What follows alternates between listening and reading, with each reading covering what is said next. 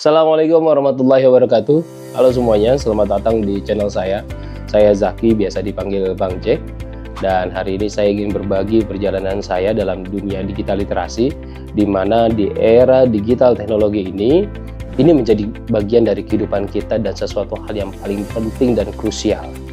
Dalam video ini saya akan membahas tentang kebiasaan saya menggunakan handphone dan internet, dan perilaku saya di media sosial, kategori digital literasi yang saya kuasai, serta pencapaian pribadi yang saya raih berkat keterampilan ini. Jadi kita mulai dengan kebiasaan saya menggunakan handphone dan internet. Saya menggunakan handphone sekitar 8 jam dalam satu hari. Kebiasaan ini sudah menjadi bagian dari rutinitas saya, apalagi gadget tidak lepas dari tangan saya. Saya menggunakan internet untuk berbagai tujuan, mulai dari belajar, berkomunikasi dengan orang, termasuk mencari hiburan. Buat saya yang agak ketinggalan perkembangan digital ini, saya ingat pertama kali ketika kuliah dan metode hibrid digunakan, di mana kampus, tempat di mana saya belajar menggunakan metode online offline. Nah, pada saat online ini mereka menggunakan aplikasi digital untuk pembelajaran. Dan kenyataan tersebut membuat saya akhirnya harus terbiasa, bahkan memaksakan diri untuk belajar tentang aplikasi digital pembelajaran online ini. Namun pengalaman itu membuat mata saya terbuka tentang betapa banyaknya pengetahuan yang bisa saya dapat melalui dunia digital ini. Selain itu, saya juga menggunakan internet untuk berbelanja. Nah, buat teman-teman yang biasa shopping ya melalui online, maka sama dengan saya. Dengan adanya e-commerce ini, saya biasa membeli barang-barang kebutuhan tanpa harus keluar rumah. Ini sangat membantu saya, apalagi misalnya saya lagi sibuk banget atau lagi hektik banget kegiatan sehari-hari. Jadi bisa dibilang HP dan internet adalah alat yang penting dalam kehidupan saya, dan mereka membantu saya untuk tetap terhubung, bisa tetap belajar, bekerja, dan bisa memenuhi kebutuhan saya sehari-hari. Ngomong-ngomong soal sosial media, nah ini juga bagian penting dari hidup saya.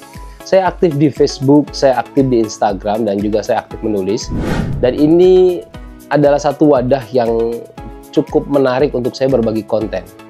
Saya suka membagi konten ajakan untuk berbuat baik, ya, karena basically saya bekerja di lembaga sosial kemanusiaan, serta juga memberikan informasi tentang dunia Islam dan isu-isu Palestina.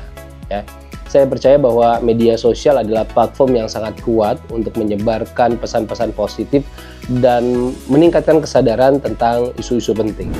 Saya sering memberikan like, ya, komen, ada postingan teman-teman saya.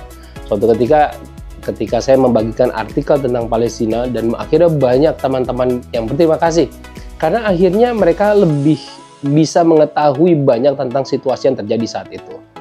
Dan luar biasanya ketika saya membuat funding tentang crowdfunding untuk Palestina, antusiasnya juga luar biasa hingga akhirnya terhimpun sampai miliaran rupiah.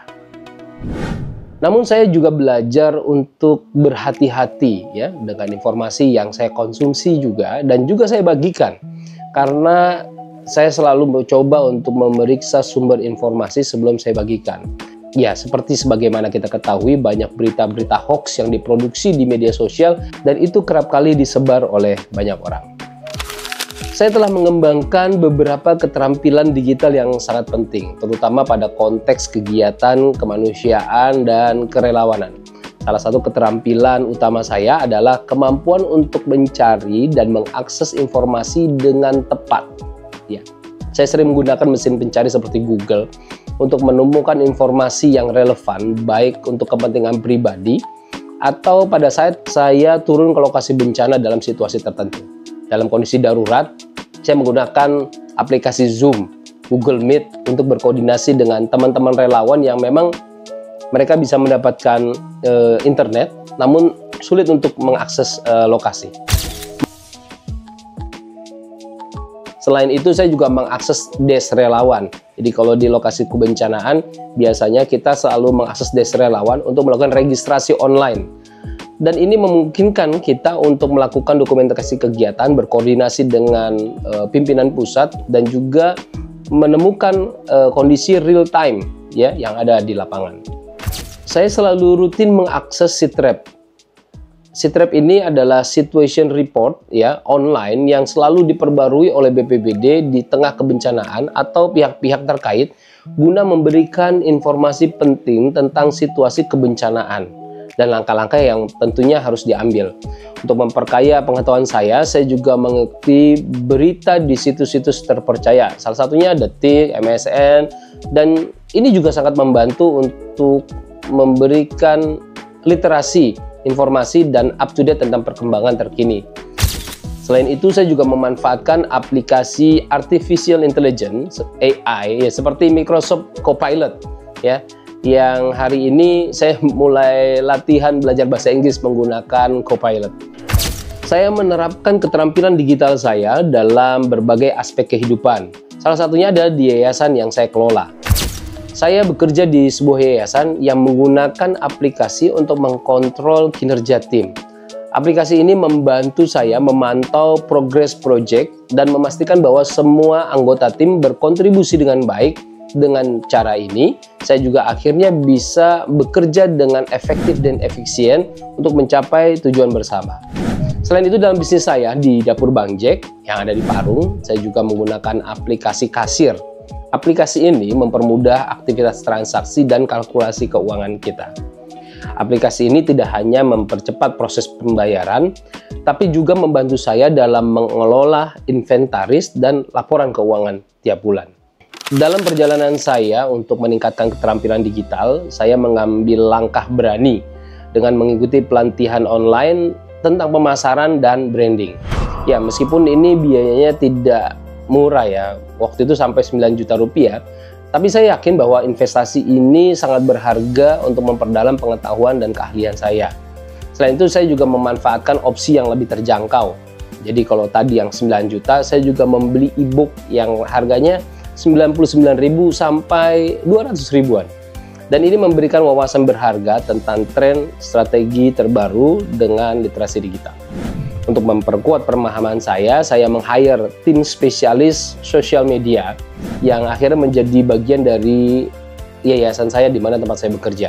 Dengan dukungan mereka, saya tidak hanya belajar mengembangkan website ataupun sosial media untuk yayasan saya, tetapi dengan mereka saya juga mengembangkan sosial media yang saya kelola pribadi dengan menggunakan aplikasi editing seperti Adobe Photoshop, Final Cut Pro, CapCut, Canva, yang dimana hasil dari olahan software editing atau aplikasi editing ini saya post di Facebook saya atau di Instagram saya.